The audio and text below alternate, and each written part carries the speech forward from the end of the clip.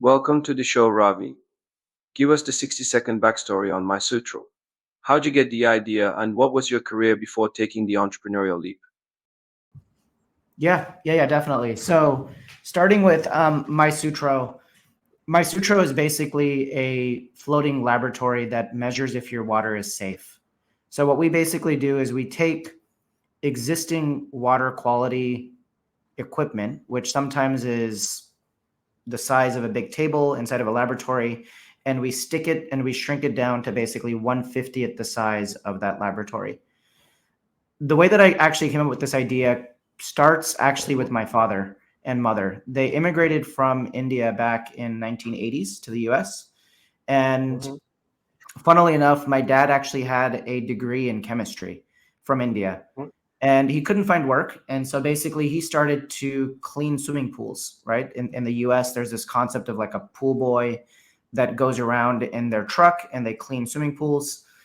Through doing that and kind of understanding the swimming pool industry, he ended up growing an empire of swimming pool and spa supply stores. Kind of a really weird and niche industry, but that's kind of where I got my start in really understanding entrepreneurship and also understanding the swimming pool and spa industry.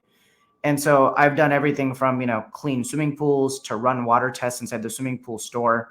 And that's kind of where the initial idea of Sutro came about, right? That's kind of where I used to do the work and people bringing in water samples and me testing their water is where we ended up getting to in making an autonomous robot do that. I kind of, through my work prior to building Sutro, I was actually in venture capital. And so I used to be an associate at a small fund in India called Village Capital.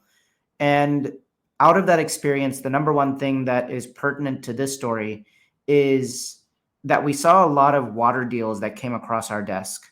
And in those water deals, people were mostly focusing on water filters, right? How do you fix the water? How do you clean the water? But you can only fix and clean the water if you know what's wrong with it, right? So you need to know the diagnostics, you need to know the sensing.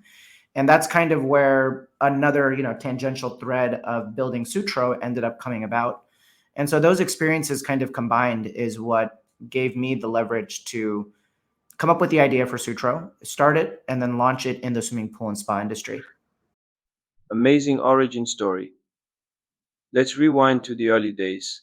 Walk us through the first steps you took to validate the idea and start bringing MySutro to market. Yeah, the first thing that I actually ended up doing was validating whether or not there was a need for this, right? And so Mhm. that basically comes about by me, first of all, looking at why I'm creating this business. There is a behavior in the swimming pool industry and swimming pools and spas that people need to test their water. Even if Sutro did not exist, right? San Sutro, we did not exist in the world today. People Mhm. still need to test their water because if they do not test their water, their swimming pool turns green, right? It starts growing algae. If you're not putting chemicals inside there, it's not a fun place to swim. And Yeah. so what we basically did was we took existing behavior that already exists in the market and we basically made it autonomous, right? We automated behavior that's already existing in the market. So with that hypothesis, we're like, well, how do we build this device, right? Does it need to be a floating laboratory? Does it need to be piped inside of a piping system? Do we maybe need to make a better pool guy route, right? Do I need to figure out how to get more humans into backyards to figure out how to test the water? And so we actually went through a few of these solution ideations. And the best one that we came to was actually this floating robot that had an app that told you exactly what to do. And the way that we validated that, to your second question, was we literally found customers, right? We found people that were unbiased, that was not my mom, not my dad, real customers that gave us real feedback that sometimes was hard. And sometimes people were like, I would not buy this. It doesn't make any sense.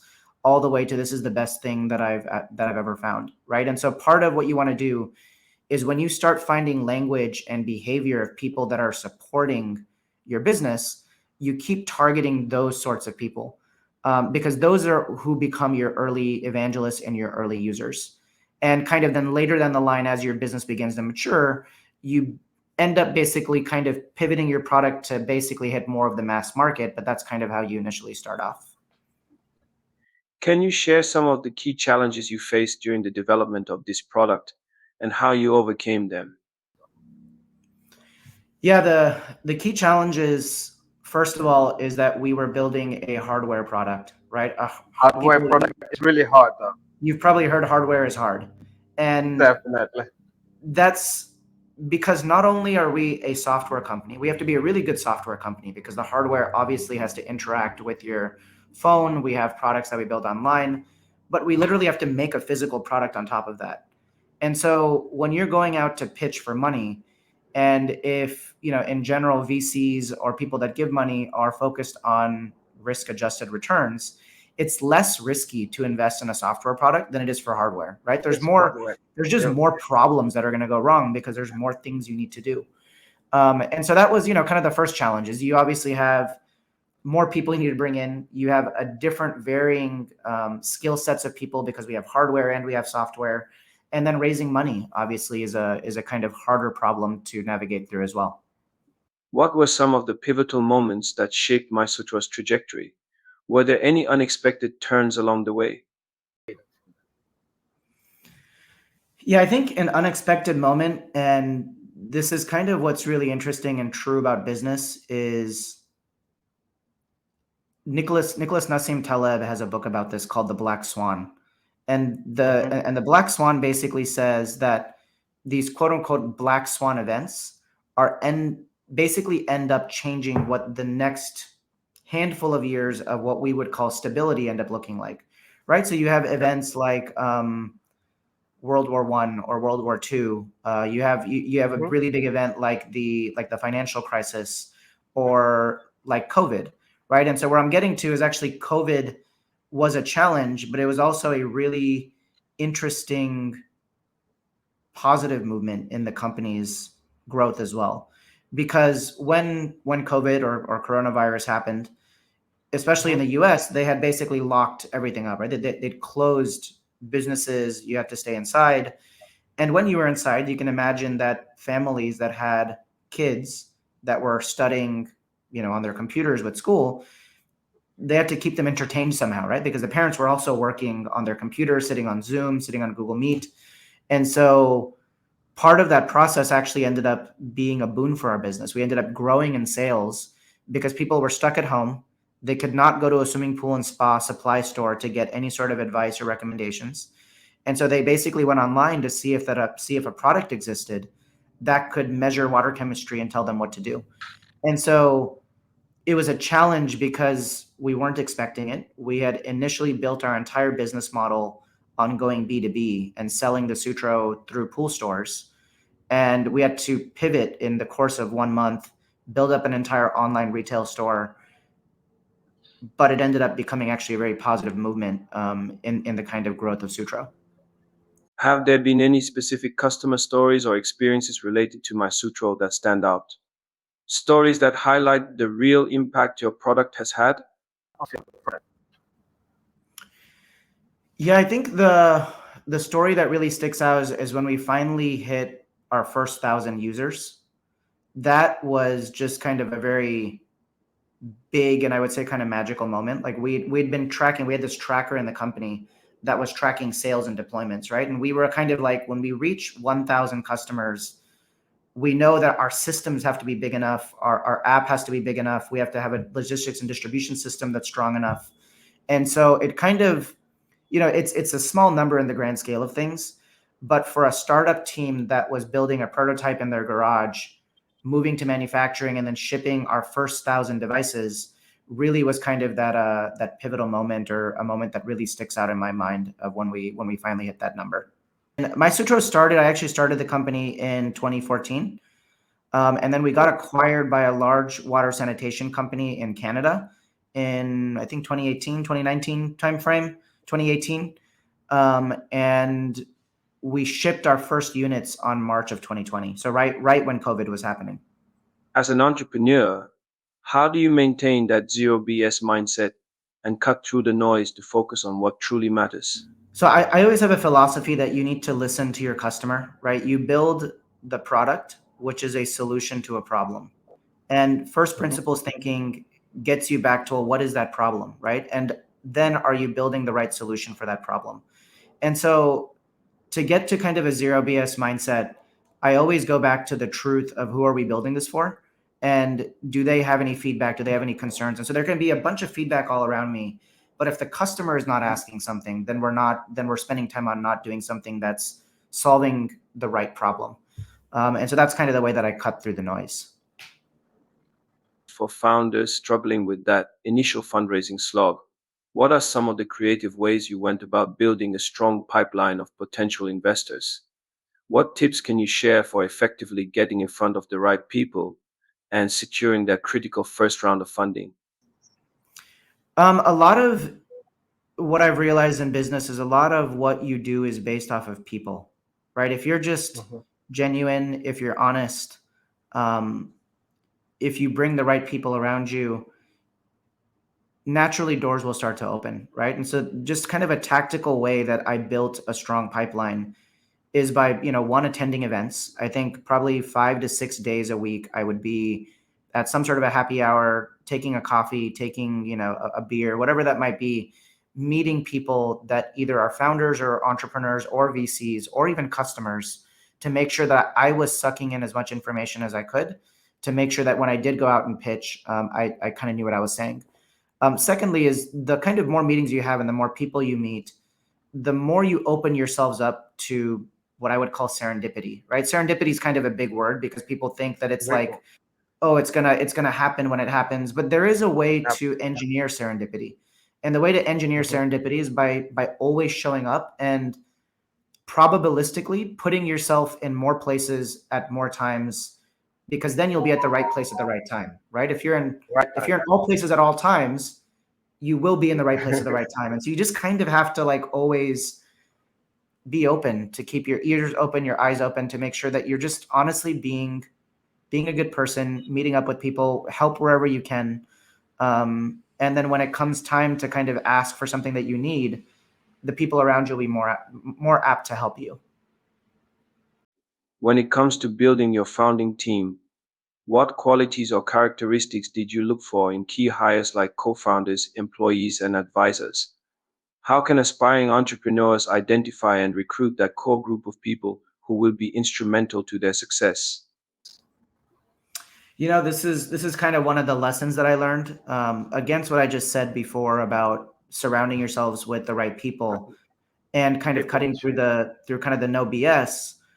In the very early days of Sutro, I actually ended up listening a lot to the people around me, right? I sometimes listened less to myself and listened more to the other people. And that kind of led me to bringing in, I would say, the wrong people in the organization that necessarily weren't the most positive, both in terms of their work ethic as well as kind of the way that the business should have been structured. And so, are they bad people? No, right? Were they not the right people for the business that we were building? Probably. And so when I kind of think back on what makes a good person for Sutro or a good person for the team that I want to surround, the first rule that I always go by is I have to make sure that I'm basically hiring up, is this term that I have, right? Hiring up means that everybody you surround yourself with should be smarter in their area of expertise. And if you know more than them, then you're kind of hiring down, right? You never want to be the smartest person in the room. You almost want to be the dumbest person in the room, given all of your employees you have, because they're the ones that are actually working on making the company better. And so if you're continuously hiring up, you're like pulling this tent up into the air, right? But if you're hiring And you're down, pulling yourself. and you're pulling yourself up, exactly. And there's many times in the beginning that I didn't do that. I sometimes knew more than the people that I was hiring, and not a testament to how smart I am. I'm saying I just wasn't hiring properly. I wasn't surrounding myself with the right people that I should have been. And so that's kind of one thing that I say: make sure that entrepreneurs hire up. Like, find people that are smarter than you that you can surround yourself with. The second thing is, I feel like as a founder, you almost need to do every single job yourself until you can't do it anymore. Yeah. Because when you do that job enough, it's in the short term a really bad use of your time, because you probably should hire it out. But in the long term, it's better, because when you hire somebody, when you hire up, you actually know what to tell them and how you actually want that to be constructed, because you know the gaps that you weren't able to fill and who you should hire in to actually fill those gaps. And you generally will understand the process, right? And so that's kind of the second thing that I would advise to founders or entrepreneurs that are first starting off. As your company scaled, how did you navigate the transition from founder to more operational CEO? What were some of the biggest challenges, and how did you maintain the innovative entrepreneurial spirit as Sutro grew? Yeah, that's always challenging, right? I think the acquisition story is challenging for a lot of people because the very physics of the acquisition is that you are being acquired by another entity. You're being acquired by another culture, by different people, by a culture that's probably long-standing and much more older than probably you and your company are, Yeah. right? And so I wouldn't necessarily say there's, many times entrepreneurs think it's this battle they're going into. I think it's much more of what I would call like a coalescence. It's like you need to figure out where there are holes in the organization, why they acquired you, what that North Star is. And I feel like the way to continuously keep innovating is by first sitting down with the acquiring team and figuring out what is our combined North Star, right? Where are we both going together? And that many times may be different than your initial vision that you had when you first started the startup. And the second thing to do to kind of innovate, to continuously innovate, is when you have that North Star that you have built with the acquiring company, is you make sure that you communicate that back to your team, right? Many times founders and entrepreneurs kind of, when they get acquired, they go into a hole again and they lose all of that communication and all of that kind of closeness that they had with their team. And there's no reason to kind of throw that out the window just because you've been acquired. And so that's kind of like the two ways that I make sure that we're continuously innovating, that we're aligned, and that my team is aligned.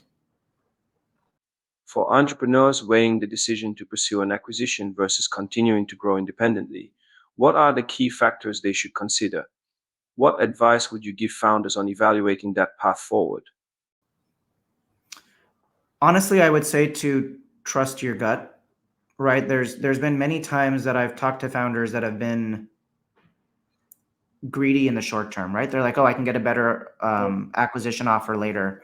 So And sometimes offer. the thing that's falling on your lap, not 100% of the time, but when it's there, you sometimes just want to strike the opportunity, right? And so I think each story is different. And so if a founder is going through an acquisition, if they really feel that they can push this forward, they really have strong ideals on why they actually want to take this forward, then go that route, right? Honestly, then keep going that way because the acquisition might be bad for you. Where we were in our journey, like I said at the beginning of the podcast, hardware is hard, right? It requires money, requires financial backing, it requires distribution, and it probably was the best decision for us at the time. And so we ended up signing it, right? That's kind of what it was. And also, our acquirers are great. They just are very genuine people. I love the CEO, the entire management team, and so I think it was just a good fit, and it was a good time for what we were doing when we were doing it. But I think the story is different for every entrepreneur, and they really need to kind of sit down and analyze that. And there really is no single rubric for them to figure it out. They're just going to have to make the decision themselves with parameters that they come up with themselves. You've emphasized the need for scalable solutions in water testing. Can you share an example of where MySutro's technology has made a significant difference in a community or individual's life, reflecting this scalability? Yeah, I think from helping out people, that kind of goes back to those first 1,000 users that I'd mentioned, right? When we Mm-hmm. see positive feedback on reviews or when people write in and they're like, hey, this really helps my family, it keeps my kids safe. It's just so nice to see that. Like just this morning, I got a text message from one of our customers and he was like, hey, I sold this product last year. We've sold a bunch of them.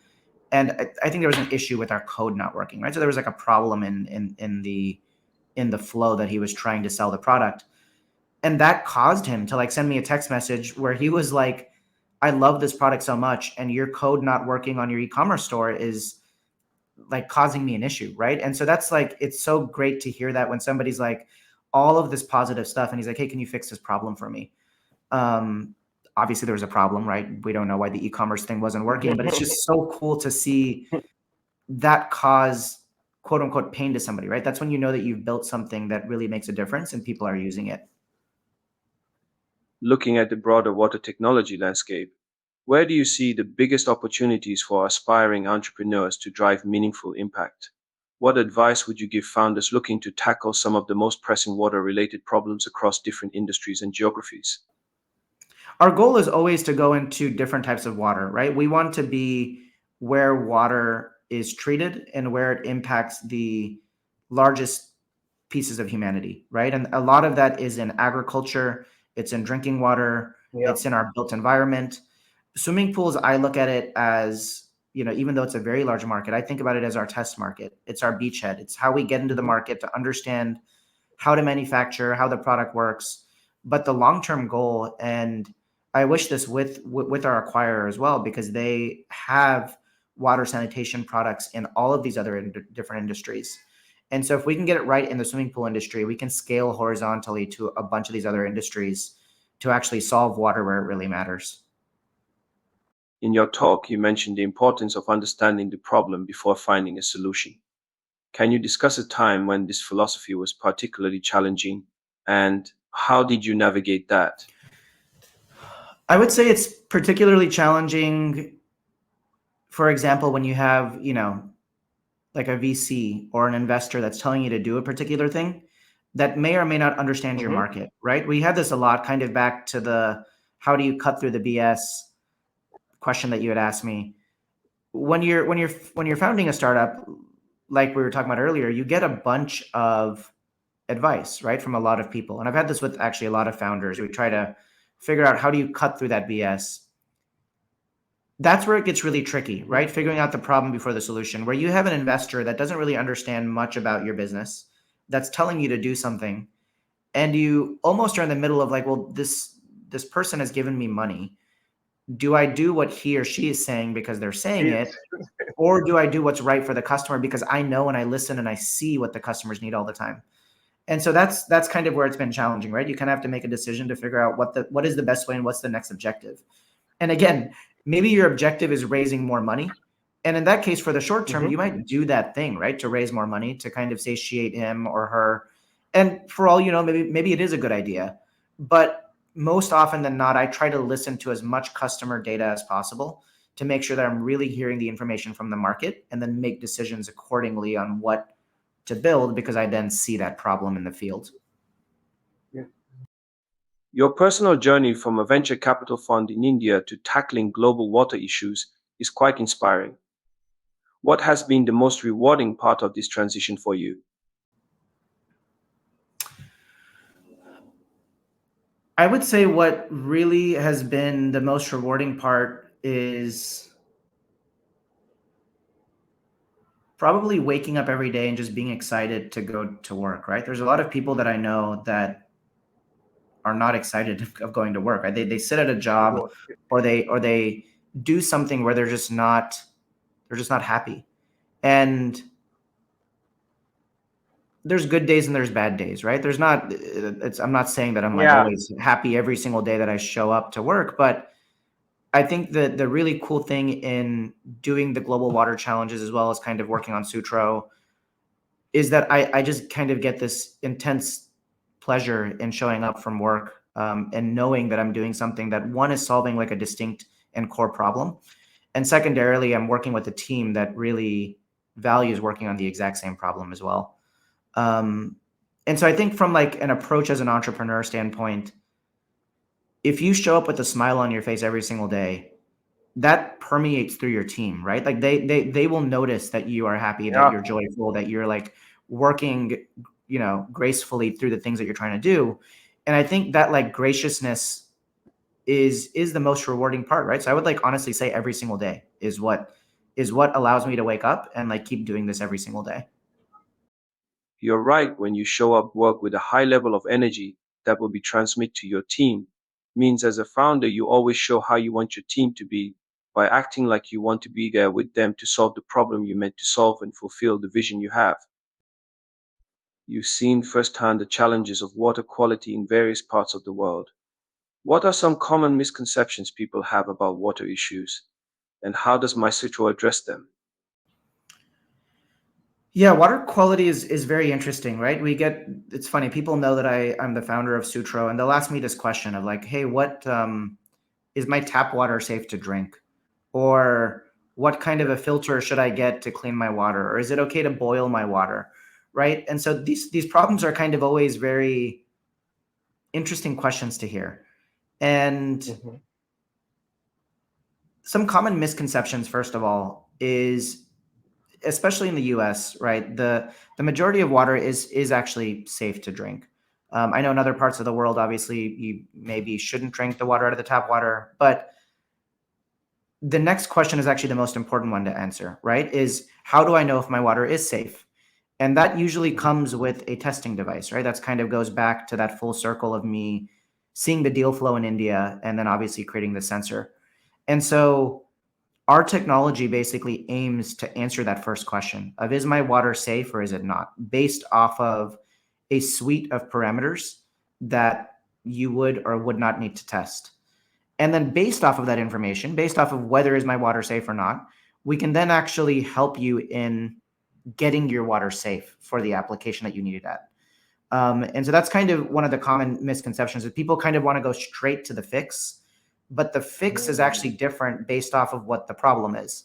And so solving that problem first, realizing a diagnostics of what's actually wrong with my water will give you a cleaner answer onto how to fix my water if I know that something's wrong with it. Looking towards the future, what emerging technologies or trends do you believe will have the most significant impact on water quality and accessibility? Energy is what I would say actually will have the biggest movement on water quality and accessibility. And why I say energy is because our current energy Okay. sources is Mm-hmm. they're not clean. They're a finite source of energy, right? So like we're depleting reserves as the population grows. And Mm-hmm. even the sustainable sources are kind of mechanical in its own nature. I'm not debating whether or not we should or shouldn't deploy any of these energy technologies, but I feel like if there is a cleaner, more abundant source of energy, we can actually unlock cleaner water. We can unlock technologies like desalination. We can unlock more water filtration technologies. And so I think actually, if you go one level underneath, energy and energy like generation and energy storage is going to be the unlocking factor of actually how you really bring more accessibility and quality water to people. Looking forward to the future right now with the trending of AI. Is MySutro using AI on enhancing their product? And what part is AI playing on the product side? We are, yeah, we do use AI in our computational methods to actually figure out. So, like the numerical approaches that Oh, we use in calculating water chemistry, we use AI for those models. Rapid fire round. Let's do a quick rapid fire round. When you need inspiration as an entrepreneur, what podcast do you listen to? I listen to Radio Lab by WNYC when I need inspiration. What role do you see AI technologies in the water industry moving forward? Yeah, I think you say AI is definitely interesting, right? I think AI is like a terminology or a technology, kind of like the internet, right? You need to build yep. layers on top like TCP/IP. There needs to be browsers. There needs to be Chrome. There needs to be Microsoft Edge. When you get internet, you'll need to build the iPhone so The, that it can then work with the internet and bring data down.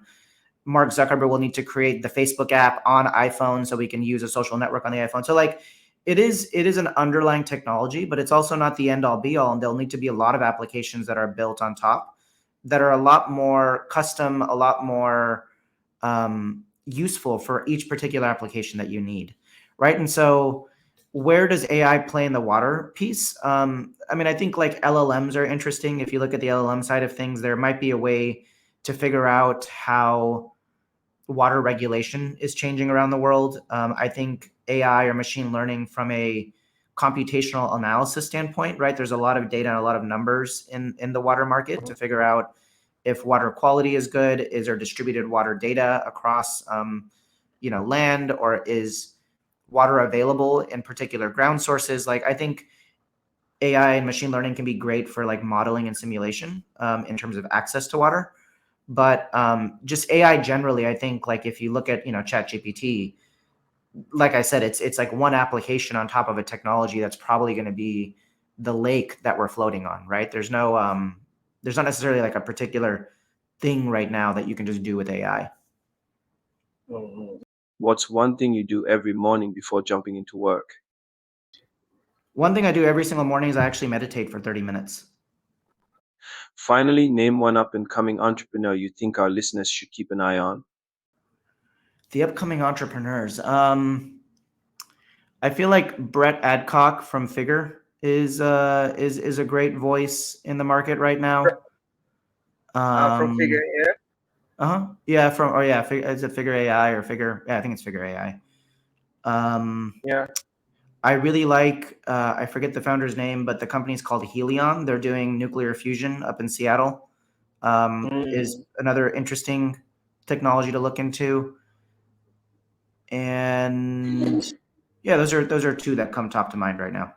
Sincere thanks to Ravi Kurani for sharing the inspiring story behind the creation and growth of MySutro.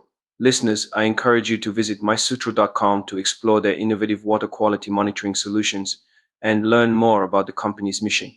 Yeah, thank you for having me. To all our Entrepreneurship Unboxed audience members, continue pursuing that unrelenting entrepreneurial drive, remain resilient in the face of challenges, and never lose sight of your bigger vision. We'll be back next week with another insightful conversation sure to provide valuable takeaways.